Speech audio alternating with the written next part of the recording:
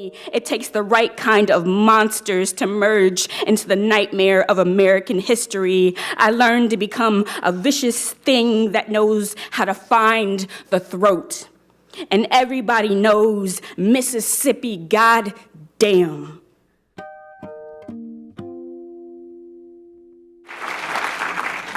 My name is Daniel Evans Pritchard. I'm the founding editor of The Critical Flame, and I have the privilege of being your host today. More than 90 Writers Resist events are happening across the country today, as well as in Europe and Asia.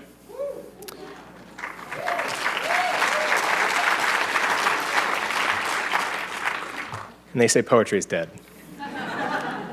I was asked to come and talk for just a few minutes about the role of the arts in a democratic society. And let me tell you, it is profound. Anybody who has been awake and alert, or even mildly alert, has not missed the message sent by people with name and fame. Meryl Streep at the Golden Globes. Jennifer Holliday today refusing to attend the inauguration. But there are people whose names you don't know who are also having an impact. Do you know the name of the Rockette who said, "I will follow my conscience"? Do you know the name of the singer in the Mormon Tabernacle Choir who said, "I will follow my conscience"? I know many artists are struggling with dueling impulses, an impulse to heal and an impulse to confront. And as we all struggle with those impulses, who can give us inspiration and light on the matter? Who better than the person we are honoring this weekend, the Reverend Martin Luther King Jr. I know, like many of you, I got on the internet to find the perfect quote, and there are way too many. When you hit the site that says 500 of the best quotes of the Reverend Martin Luther King, you know you have your work cut out for you. But I thought this one meant a lot to me today, especially in light of the dilemma that some artists may feel they face. He said, "True peace is not the absence of tension. It is the presence of justice." And I think that can be a guiding light as artists decide what path they should take forward. There is another person who gave his life in public service that we are celebrating this year, and that is John F. Kennedy. This is the centennial of his birth. And he spoke eloquently and specifically to the role of the arts in a democratic society. And I'd like to share with you just a few words that he spoke, remarks that he gave in Amherst at a celebration of the poet Robert Frost.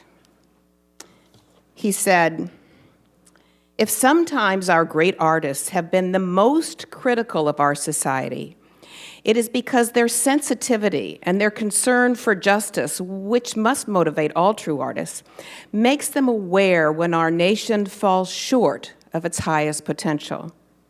We must never forget that art is not a form of propaganda. It is a form of truth. It may be different elsewhere, but in a democratic society, the highest duty of the writer, the composer, the artist, is to remain true to himself and let the chips fall where they may.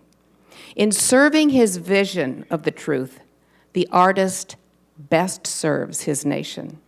And the nation which disdains the mission of art invites the fate of Robert Frost's hired man, the fate of having nothing to look backward to with pride and nothing to look forward to with hope."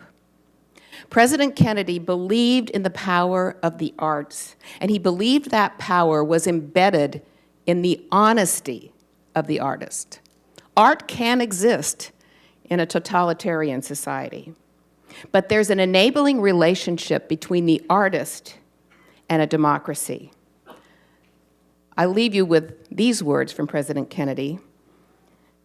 "What freedom makes possible, a free society will make necessary." Thank you. I'm going to read two very short sections from a memoir by Michael Ondaatje called Running in the Family, and they're set in Sri Lanka. And the two sections are titled. The first one is called Blind Faith. During certain hours, certain years in our lives, we see ourselves as remnants from the earlier generations that were destroyed. So our job becomes to keep peace with enemy camps, eliminate the chaos at the end of Jacobean tragedies, and with the mercy of distance, write the histories. Fortinbras, Edgar, Christopher, my sisters, Wendy, myself. I think all of our lives have been terribly shaped by what went on before us. And why, of Shakespeare's cast of characters, do I remain most curious about Edgar, who, if I look deeper into the metaphor, torments his father over an imaginary cliff? Words such as love, passion, duty are so continually used, they grow to have no meaning, except as coins or weapons. Hard language softens. I never knew what my father felt of these things. My loss was that I never spoke to him as an adult. Was he locked in the ceremony of being a father? He died before I even thought of such things. I long for the moment in the play where Edgar reveals himself to Gloucester and it never happens. Look, I am the son who has grown up. I am the son you have made hazardous, who still loves you. I am now part of an adult ceremony, but I want to say I'm writing this book about you at a time when I am least sure about such words. Give me your arm. Let go my hand. Give me your arm. Give the word, sweet marjoram, a tender herb.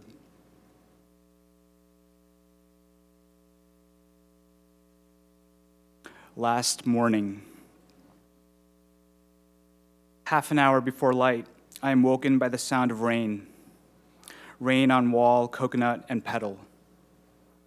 This sound above the noise of the fan, the world already awake in the darkness beyond the barred windows, as I get up and stand here waiting for the last morning. My body must remember everything.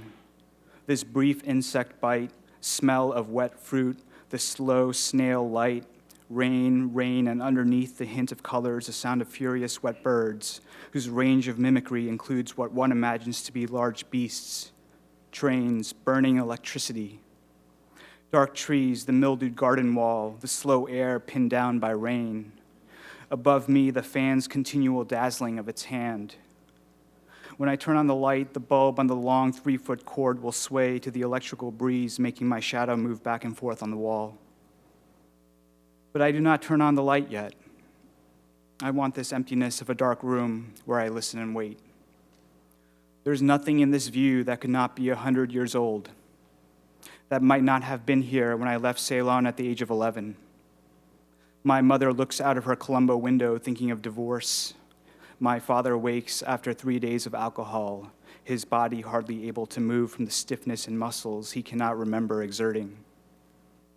It is a morning scenery well known to my sister and her children, who leave for swimming practice before dawn, crossing the empty city in the Vokes, passing the pockets of open shops in their light bulb light that sell newspapers and food. I stood like this in the long mornings of my childhood, unable to bear the weight, till full daylight, when I could go and visit the Paris family down the road in Borals-Gamua. The wonderful long days I spent there with Paul and Lionel and Aunt Peggy, who would casually object to my climbing all over her bookcases in my naked and dirty feet. Bookcases I stood under again this week, which were full of signed first editions of poems by Neruda and Lawrence and George Cate. All this was here before I dreamed of getting married, having children, wanting to write. Here were some ants as small as microdots, bite and feel themselves being lifted by the swelling 5 times as large as their bodies, rising on their own poison. Here where the cassette now starts up in the next room. During the monsoon, on my last morning, all this Beethoven and rain. I'm honored to say a few words today. And I want to say something about love and struggle, about resilience, about the power of art to heal.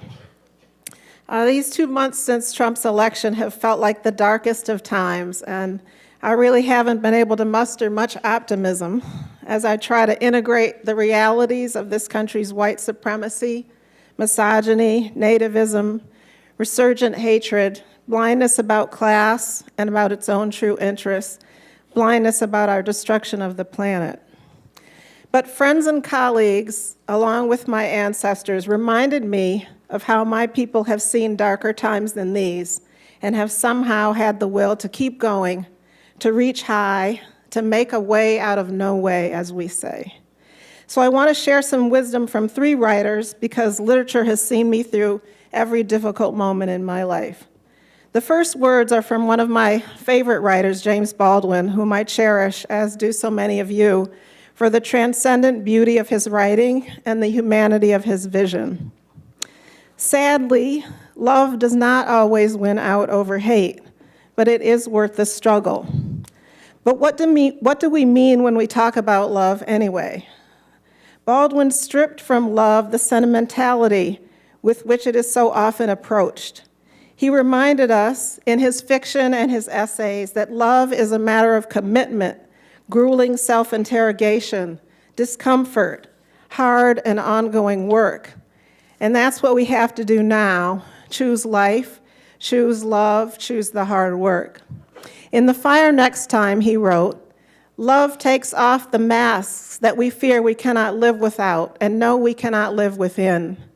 I use the word love here not merely in the personal sense, but as a state of being or a state of grace, not in the infantile American sense of being made happy, but in the tough and universal sense of quest and daring and growth. Love does not begin and end the way we seem to think it does. Love is a battle. Love is a war. Love is a growing up. The second writer is feminist and activist poet Denise Levertov, who wrote, "Insofar as poetry has a social function, it is to awaken sleepers by other means than shock." I share with you a poem of hers that I was sent right after the election, which is about resilience and perseverance, generosity, and our inner and collective resources. The Fountain. Don't say there is no water to solace the dryness of our hearts. I have seen the fountain springing out of the rock wall, and you drinking there, and I too before your eyes found footholds and climbed to drink the cool water. The woman of that place, shading her eyes, frowned as she watched, but not because she grudged the water, only because she was waiting to see we drank our fill and were refreshed. Don't say there is no water. That fountain is there among its scalloped green and gray stones. It is still there and always there, with its quiet song and strange power to spring in us, up and out through the rock. So, do your transformative work, make and seek out art, fight for the values you believe in, struggle to love and change the world. We have the life force in us, Levertov tells us, to get this done. Finally, a story that Toni Morrison shared at a time of heart sickness over the Bush election gives us some guidance. In her despair, she couldn't seem to work or write. She felt paralyzed, as many of us have felt since this latest election. And then a fellow artist told her, "This is precisely the time when artists go to work, not when everything is fine, but in times of dread. That's our job." Morrison said, "I felt foolish the rest of the morning, especially when I recalled the artists who had done their work in gulags, prison cells, hospital beds, who did their work while hounded, exiled, reviled, pilloried, and those who were executed. Still, I remember the shout of my friend," she said. "No, this is precisely the time when artists go to work. There is no time for despair, no place for self-pity, no need for silence, no room for fear. We speak, we write, we do language. That is how civilizations heal." Thank you. I'm very very honored to be standing here today. I'll be reading a text from the book The Prophet by Khalil Gibran, talking about freedom. I'll read first the text in Arabic and then its English version. Gibran published this book in 1923, and many sources said that he wrote it from this very great place and library. And I am honored to be standing here 94 years later to read his words. الحرية. وقال له خطيب: حدثنا عن الحرية. فأجابه قائلاً: رأيتكم عند مدخل المدينة وفي بيوتكم تسجدون لحريتكم وتعبدونها، كما يسجد العبيد لأسيادهم الطغاة ويمجدونهم حتى وإن كان نصيبهم منهم القتل. أجل، رأيت الأكثر حرية بينكم في حديقة المعبد وفي ظل القلعة، يحملون حريتهم نيراً على أعناقهم وغلاً في أيديهم. وكان قلبي يدمى شفقة عليهم، لأنكم لن تكونوا أحراراً إلا من بعد أن يصبح حتى شوقكم إلى الحرية إرهاقاً لكم، وإلا من بعد أن تكفوا عن التغني بالحرية كما لو كانت هدفاً واكتمالاً. حقاً إنكم لن تكونوا أحراراً ما لم يكن لكم في كل يوم هم وفي كل ليلة حاجة وحزن، وما لم تمنطق هذه الأشياء حياتكم فتنفضوها عن كواهلكم وترتفعوا فوقها عراة طليقين. إذ كيف لكم أن ترتفعوا فوق أيامكم ولياليكم إلا إذا حطمتم السلاسل التي في بدء إدراككم أحكمتم شدها حول ساعة ظهيرتكم. حقاً إن ما تدعونه حرية لهو الأقوى بين تلك السلاسل، حتى وإن بهركم لمعانها في الشمس. وماذا عساكم تنبذون غير نتف من ذواتكم طمعاً منكم بالوصول إلى الحرية؟ إن لم يكن ما تبتغون التخلص منه شرعة جائرة، فاذكروا أنكم أنتم الذين كتبتموها بأيديكم على جباهكم، وهذه الشرعة لن يتاح لكم الخلاص منها بحرقكم مجموعة قوانينكم، ولا بغسلكم جباه قضاتكم حتى وإن سكبتم عليها كل ما في البحر من ماء.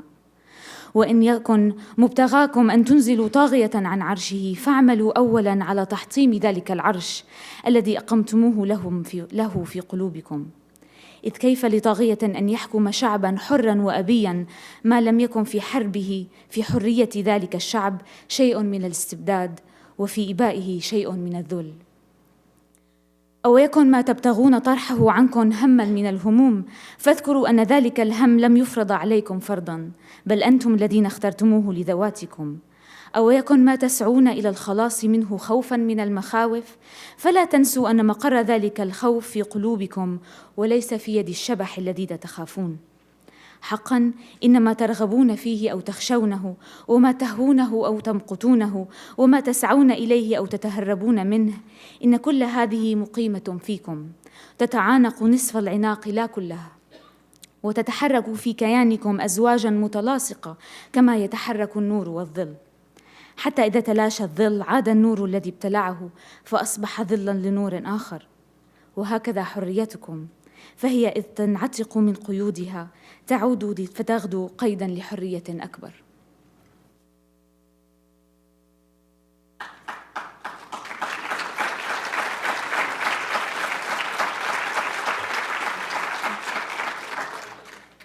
On freedom.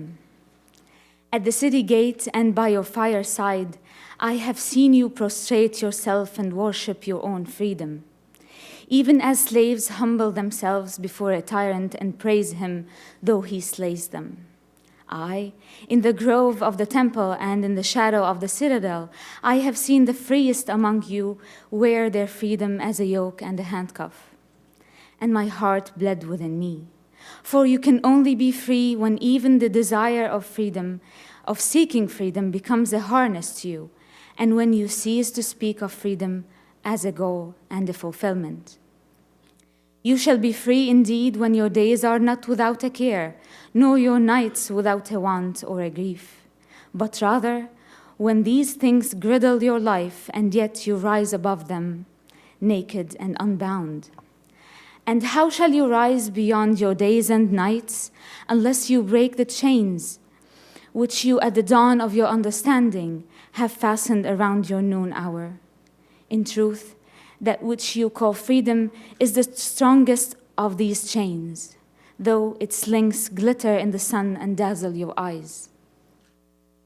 And what is it but fragments of your own self you would discard that you may become free? If it is an unjust law you would abolish, that law was written with your own hand upon your own forehead. You cannot erase it by burning your law books, nor by washing the foreheads of your judges, though you pour the sea upon them. And if it's a despot you would dethrone, see first that his throne erected within you is destroyed. For how can a tyrant rule the free and the proud, but for a tyranny in their own freedom and a shame in their own pride? And if it's a care you would cast off, that care has been chosen by you rather than imposed upon you. And if it's a fear you would dispel, the seat of that fear is in your heart and not in the hand of the feared.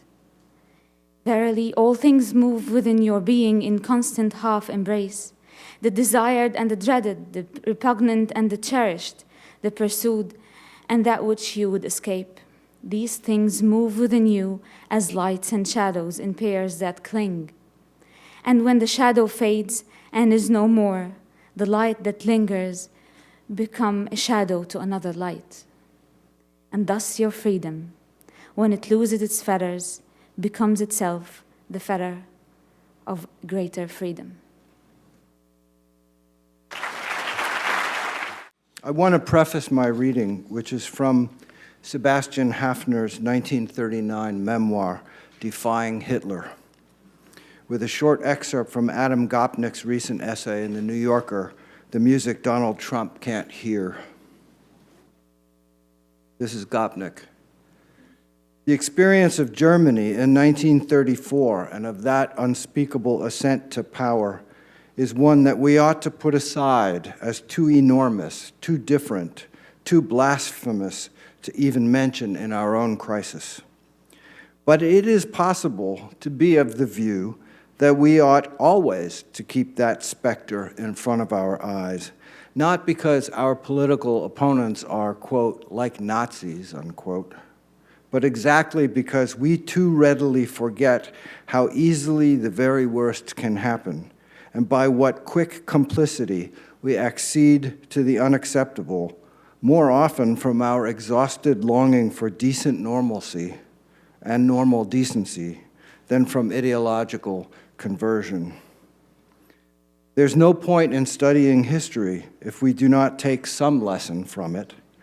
The best way to be sure that 2017 is not 1934 is to act as though it were. So this is from Haffner's memoir, written in 1939 and not published, of course, until many years later. It was out of this feeling of helplessness, weakness, and disgust that it aroused that the Third Reich was born. In the elections of March 5th, the Nazis had remained a minority. If there had been elections 3 weeks later, the German people would almost certainly have given them a true majority. This was not just a result of the terror or intoxication resulting from the constant festivities, though the Germans liked being intoxicated by patriotic celebrations. The decisive cause was anger and disgust with the treachery of their own leadership. That had become for a moment stronger than the rage and hate against the real enemy. Hundreds of thousands who had up until then been opponents joined the Nazi Party in March 1933. The workers also left their social democratic and communist unions in equally large numbers.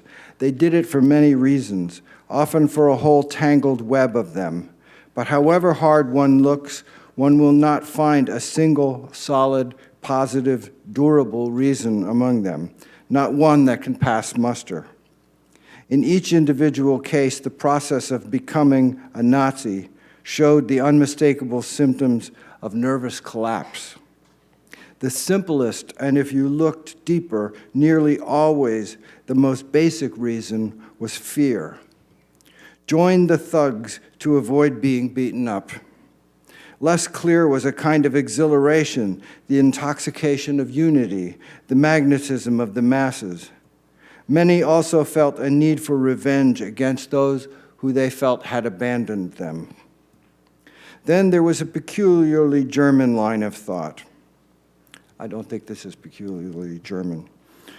All the predictions of the opponents of the Nazis have not come true. They said the Nazis could not win.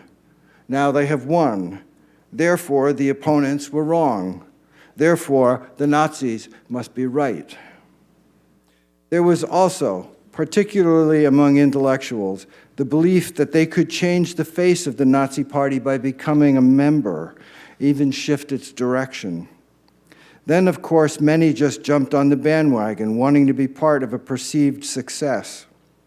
Finally, among the more primitive, inarticulate, simpler souls, there was a process that might have taken place in mythical times when a beaten tribe abandoned its faithless god and accepted the god of the victorious tribe as its patron. St. Mark's, in whom one had always believed, had not helped. St. Hitler was obviously more powerful. So let's destroy the images of St. Mark's on the altars and replace them with the images of St. Hitler. Let us learn to pray, it is the Jews' fault, rather than it is the capitalists' fault. Perhaps that will redeem us. The sequence of events is, as you see, not so unnatural. It is wholly within the normal range of psychology, and it helps to explain the almost inexplicable. The only thing that is missing is what in animals is called breeding. This is a solid inner kernel that cannot be shaken by external pressures and forces, something noble and steely, a reserve of pride, principle, and dignity to be drawn on in the hour of trial. At the moment of truth, when other nations rise spontaneously to the occasion, the Germans collectively and limply collapsed. They suffered a nervous breakdown. The result of this millionfold nervous breakdown is now a unified nation ready for anything, and today the nightmare of the rest of the world. Thank you. I'm going to read 2 original poems. I hope that's okay. Poems that I'm keeping in mind. I picked specifically because they're rooted in activism, but also because there are allusions to 2 of my favorite artists, James Baldwin and Nina Simone. The first work I'm going to read from is a poem called Knives. And this poem is for my students at UMass Boston and at Northeastern who sometimes feel like their lives are invisible. And I hope that our classrooms become spaces where they can write their own ways to freedom and also express themselves in ways that maybe they thought they didn't have the agency to do. So this first poem, you'll hear a quote by James Baldwin that has resurfaced, especially after Trump was elected. It's weird how this quote has been coming back to me in the form of different artists. I'm just reading Jeanette Winterson's book, and this quote came through in her book this week for me. Knives.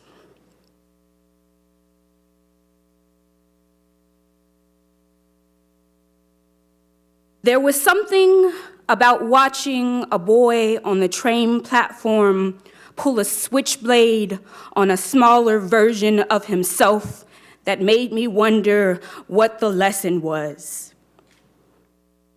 When the smaller boy got rushed and the crowd made room, I thought for sure he caught the end of it when he yelled like the boy he was, all of 16 in clean Nikes. The smaller boy was fast, and when there was no show of skin, no pulling proof on the platform, even he said really at the miracle of his unslashed coat. It wasn't that he could have been a student in my class, chewing on his pen before answering my question about what Baldwin meant when he said, one must say yes to life and embrace it wherever it is found, and it is found in terrible places. And another student said after the cops shot his friend, they handcuffed him and let him bleed out on the sidewalk. Another said she keeps a machete behind her bedroom door when her mother is home. How small I sounded when I told them all to just be careful. How words can feel useless in a knife fight.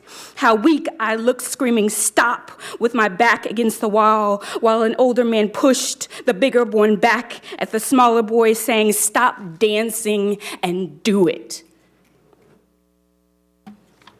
So I wrote that poem after I saw a knife fight happen outside of the Orange Line.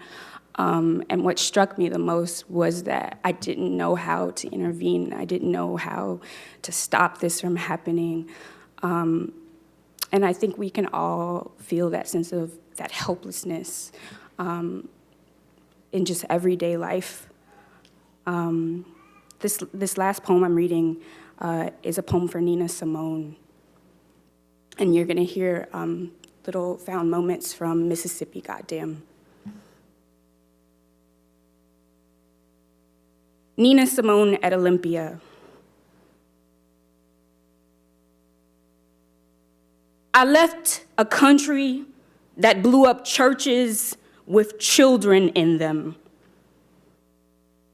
A country that unleashed dogs on crowds of my skin, the handlers raising their sticks for the sick split of black bodies. Alabama's gotten me so upset. Tennessee made me lose my rest. It took seconds to silence Malcolm, tear the feathers from his words with bullets singing through him. King's bright colors spread heavy on a Memphis balcony. It takes the right kind of monsters to merge into the nightmare of American history. I learned to become a vicious thing that knows how to find the throat. And everybody knows Mississippi, goddamn. But when I left my country, I left it for other kinds of cages. This business follows you, packages you where they want you, aims lights into your eyes, taps the side of your instrument to make you sing. I can't stand my own noise sometimes. The clatter gets caught in their clamoring requests. Paris, I don't trust you. You think you know me because when you take me home, your needle drops on the story of lovers that leave me for quieter things. But when I stare through your crowds, your curled smoke, shut off the electricity of my hands just to see you squirm, I mean to make you earn my sound. Listen. To trigger a piano, it starts with a depressed key that rocks a center rail. The mechanical rise and fall against each other. Hammers know where to find, strike sweet, tight strings. Vibrations spill through soundboard. Seizures of hallelujah. Momentum brings hollering beg, bringing the right touch laid on this miracle machine. When that sound responds, it is a separate free woman inside me that doesn't want to be touched. I plead with her when I am on my knees inside a song to disembody me, help perform this grief out. She is what hides in the folds of larynx, curves of diaphragm, the hold of lungs. The name of this tune is released, reaching for moonbit notes, indigo running down rhythm-touched hill, beating language into floor. The name of this tune is the sound hanging on until key releases and damper drops, silencing the string. The name of this tune is the unshackling that happens in seconds, and I mean every word of it. Thank you.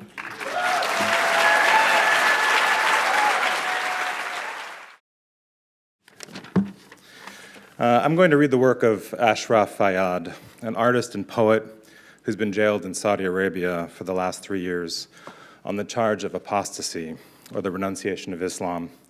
His poems were the evidence used against him. I became aware of Fayyad in late 2015 when I was working at Penn New England, when word began to spread that his original sentence of 4 years and 800 lashes had been changed to death by beheading for writing poetry. Almost exactly 1 year ago today, artists and writers from around the world united to hold public readings of Fayyad's poetry, both to shine a spotlight on his case and to show regimes everywhere that when writers are silenced, we will unsilence them.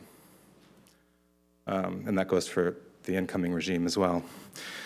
Under international pressure, Fayyad's death sentence was commuted last February, but he was not released. He remains imprisoned, now sentenced to 8 years and 800 lashes, again for writing poetry. I chose Fayyad's case today because to me it represents both the tremendous power we exercise when we unify our voices and all the work that we have yet to do. The poem I'm going to read is one of several that were cited by the Saudi court in order to justify his death sentence. The poem is called On the Virtues of Oil Over Blood, and it was translated from the Arabic by Mona Zaki. On the Virtues of Oil Over Blood. Be aware, may God heal you, that oil is spread and is loud, and that oil, as said, is of great benefit. O you who have been made homeless, your homelessness sprawled across lands, penniless and in despair, as oblivion unfurls between your ribs. Your mute blood will never speak out as long as you brag about death and secretly proclaim how you've laid the soul down to those who cannot understand it. It will take ages to lose your soul and console your eyes' fear for all the oil it once gushed. This was what a master once said: whosoever has oil can meet his needs from its byproducts, which is far better than he who tortures his eyes, turning the heart into a god. You don't own enough to console you in the face of time's tribulations. You don't own a tap of blood to spend in the face of broken pillars, nor do you have enough to extract a tax on that soul of yours that time has wearied. You don't even have enough to help you through a day of exile. You tremble now, so take what there is of your blood to fill the belly of exile, to gather the overseer's oil and smother their intention to drag away your soul. Ask forgiveness of the river and loudly apologize as your blood seeps into its waters. It is through oil that you resist as you unfasten those secured bras and leisurely taste the cherries and all else and enjoy the wetness between the thighs. May all pleasure be blessed. What next? When all heretics have pitched the axe into your shoulder. They say you have gambled with blood that cannot satisfy desire, and that you have filled the taverns with the malaise of joy in order to down a glass for free.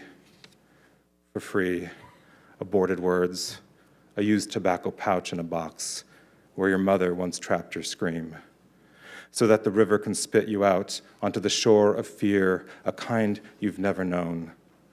And there, thunder inseminates the clouds, rebirthing you as rain that will still be unable to wash the shame of fear from a river sleeping in the arms of disappointment. Black pellets of oil circulate through your cells, healing what your nausea could not expel. Oil is utterly blameless, except for its stains of poverty. On the day when the faces of those who discover another oil well turn black, and your heart will be filled with new life so that your soul is resurrected as oil for public consumption. This is the promise of oil, a promise that will come to pass. The end. I'm honored to share with you this afternoon a poem called A New National Anthem, and the author is Ada Lemon. A New National Anthem. The truth is, I've never cared for the national anthem. If you think about it, it's not a good song. Too high for most of us with the rocket's red glare, and then there are the bombs. Always, always there is war and bombs. Once I sang it at homecoming and threw even the tenacious high school band off key. But the song didn't mean anything, just a call to the field, something to get through before the pummeling of youth. And what of the stanzas we never sing? The third that mentions no refuge could save the hireling and the slave. Perhaps the truth is every song of this country has an unsung third stanza, something brutal snaking underneath us as we blindly sing the high notes with a beer sloshing in the stands, hoping our team wins. Don't get me wrong. I do like the flag. How it undulates in the wind like water, elemental and best when it's humbled, brought to its knees, clung to by someone who has lost everything.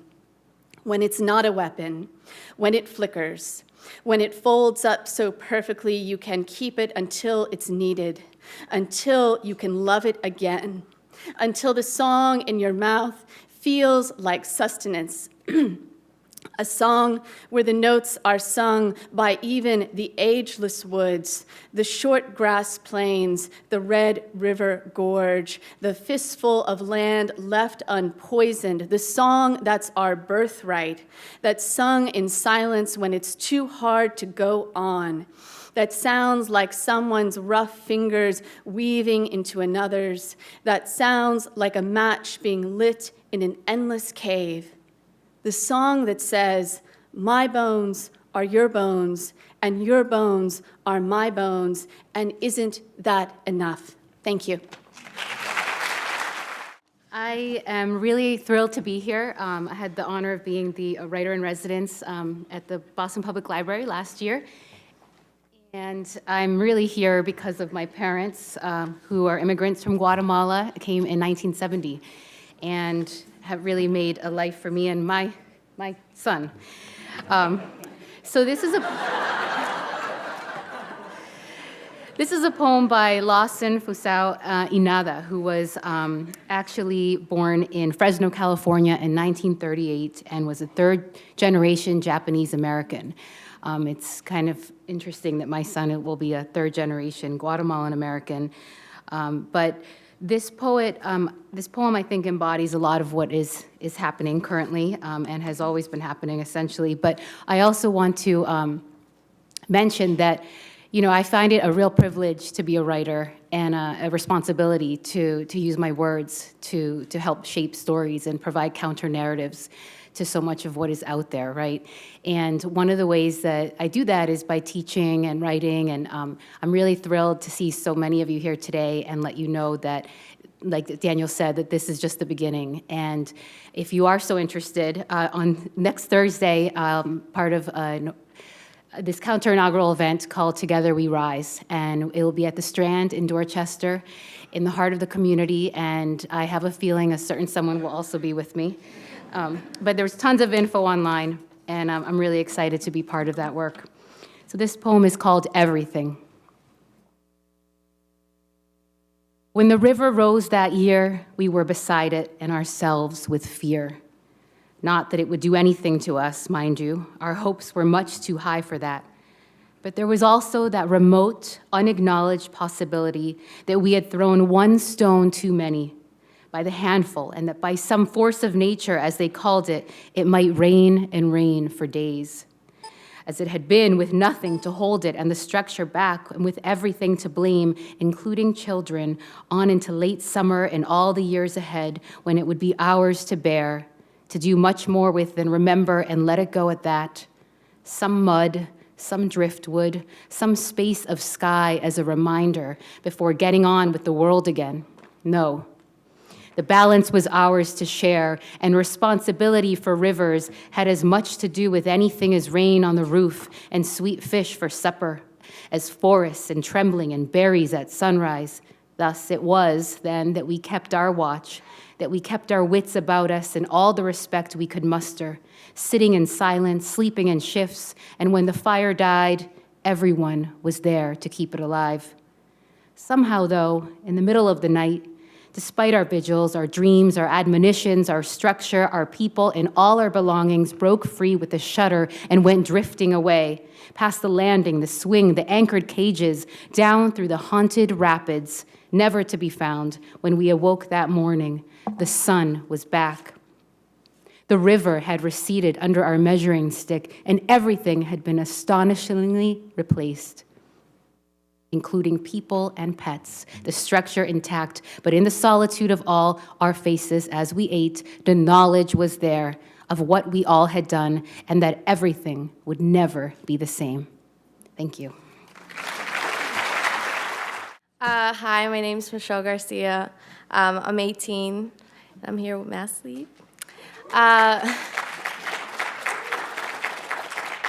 So I'm going to be reading some of my own work, some of my own poems. So this first one, it's about the way that we characterize and label women of color and how often, like, there's this word called bougie, and it means to aspire to be higher than one's class. And that's never used for white women. It's only used for women of color. So I wrote this piece for my mom and everyone who's ever called my mom bougie, which is a lot of people. My mom be bougie. Her nails, they did. Ain't never been afraid to throw down like you can catch these hands too. My mother walks like God made floors for her. Her figure knows why be an hourglass when you can be a glass of wine. My mother drinks white wine at the dinner table. No Chardonnay tears don't stain. My mother drapes me in champagne silhouettes.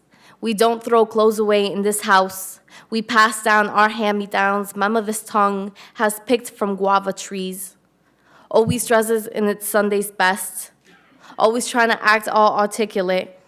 Like she can't pronounce everything we eat, but we eat. My mother's cooking be bougie too. Her chicken won't wear anything that ain't Goya imported. Lets you sit salty, indulges in adobo. My mom will never serve her white rice plain. Don't like her food to be all white and colonized. Don't let you forget where it came from. My mother simmers her sadness on the stove. Puts the heat on low when making her habichuelas. Likes to drench the grains in blackness. My mother makes mutiny mandatory in every meal she makes, folds up genocide in her napkin and shoves it in her purse. My mother makes her survival a stuck-up protest. Like she don't care if you try and call the cops. Like she's still gonna hit her kids. Like my brother still got shot. Like they're still trying to mend my heart. My mother's attitude be bougie too. It won't go eat in the kitchen. Will remind you how it carries courage on her curves even when she cries. Even when my silhouette's stained and she's too tired to love herself today. Her bouginess will remind me that I am a woman, that I am colorful kaleidoscopes, and I deserve to exist shamelessly.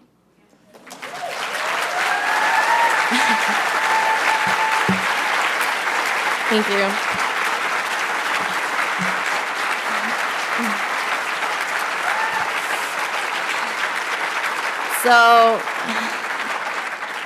So this next piece, it's more about my self-identity, and I hope you guys enjoy it. I'm Dominican. Dominican, like I leave traces of adobo every step I take. Like bachata is an instinct, and the cha-cha slide is awkward. Like my Latina curves are an invitation to touch me. Like my hips are the reasons why I'll have it coming. I'm also Spanish. No, not like the language. I mean, yeah, we speak the language, but like the country. Like the white country. Like the white country painted in olive trees and murals named Fresco. Like my second last name. Like my Spanish paints carcasses into my name, Trujillo. A Dominican dictator offered white Spanish men land in hopes of extracting all the color that painted my country. My grandfather was one of them. I wonder if he ever planted poplar trees, if he raked the leaves when the bodies fell. Did he know that my grandmother was an artist, that she bathed her hands in the same rice fields where the bodies fell? Did he see the blood on her hands? Did he fall in love with the way she finger-painted with genocide? Was he her captor? A long-lost bastard child of Christopher Columbus, did he incarcerate her placenta? Did her roots hang on her clitoris when bearing half babies? Am I a half baby? Is that why the umbilical cord choked me from the beginning? I've always had a sharp tongue. Do the slave masters in me just wish to caress whips again? My tongue did not have to forsake me to help me hide the murder weapon. Does part of me miss the feeling of plantations beneath my feet? These roots have always kept me grounded. I punish my Spanish. I allow them to murder my dialect, to cut off its limbs, to make it fit curriculums. I choke on olive tree branches. I could feel the bodies lodged in my throat. I could sometimes hear my great-grandmother scream when I sleep. Do I just sleep on mass graves? Has part of me picked the cotton in my bed sheets? Is my thread count counting the bodies? Is my body muffling the screams? Is my depression trying to kill the murderer in me? Or trying to save the victim? Is bachata not my instinct? Do rice and beans and yelling over dominoes not scream home to me? What box in the census do I check off? There's no option for confused, for product of rape and colonization. Can I trust my Hispanic and my Spanish to hold me? Don't both the murdered and the murderers still hold their children? I'm going to talk about invisibility, like Krysten. I have a young friend, Anastasia Somoza, who's like me, first generation. And like my late son, Jesse, she is quadriplegic and uses a wheelchair. Jesse was nonverbal, but Anastasia has the use of her voice. And she used that voice powerfully at the Democratic National Convention this year to talk about the candidate she supported, the one who could see her, as she said, in front of thousands of people. This brave young woman spoke about knowing Hillary Clinton since she was 9 years old, when Anastasia appeared at a town hall meeting at the White House and advocated for her nonverbal twin sister's right to go to school in an inclusive classroom. This year at the convention, Anastasia reaffirmed that in a country where 56 million people with disabilities so often feel invisible, her candidate sees her as a strong woman, a young professional, a hard worker, and the proud daughter of immigrants from Nicaragua and Ireland. Sees that all those aspects of her identity are strengths which will help her affect change. On the night of the election, Anastasia waited with the others at the Javits Center, and instead of the glass ceiling shattering, what she saw was her hopes and dreams for young and old people with disabilities crashing to the ground and shattering into a million pieces. Instead of her friend and mentor who championed inclusion and access to the classroom, higher education, and the workforce, there was now in place to occupy that highest office in the land, the person infamous for mocking people with disabilities. The person whose administration proudly brags about removing health care protections and promoting the privatization of the public school system, effectively ghettoizing disabled children in segregated classrooms. Anastasia cried that night. I cried. My husband cried. So, what do we do now? We follow Anastasia's lead, and we use whatever of those strengths we have inside of us to resist. Anastasia, I am proud and happy to say, has a book contract and is writing her story to inspire and impel others to action. All of us must use what we have to resist. And this is especially true of those marginalized groups who must, as Anastasia said, struggle to be seen. My son was aware of this invisibility. He was a poet, and he wrote in a 6th grade essay, "The most important lesson I can teach is to see people for what they can do, not for what they cannot do." He wrote this poem on his computer using a switch, his first poem at the age of 10. It's called Inside Outside. On the inside, I walk. On the outside, I give. On the outside, I am mute. On the outside, I give. On the inside, I walk. On the inside, I speak. Wherever it originates, on the inside or the outside, give what you can, as Jessie and Anastasia did, to the resistance against the forces of bullying and repression. At the end of her speech to the DNC, Anastasia gave thanks for being inspired to live boldly and with a courageous heart. That's what I wish for all of us, that in the words of Grace Paley, let us go forth with fear and courage and rage to save the world. Thank you. 41 years drying on the line, 41 years rotting on the vine, 41 years of 6 by 9. This is the way of it, brethren. I'm a man. I'm a man. I'm a man. I'm a man. I'm a man. I'm a man. I'm a man. I'm a man in a box.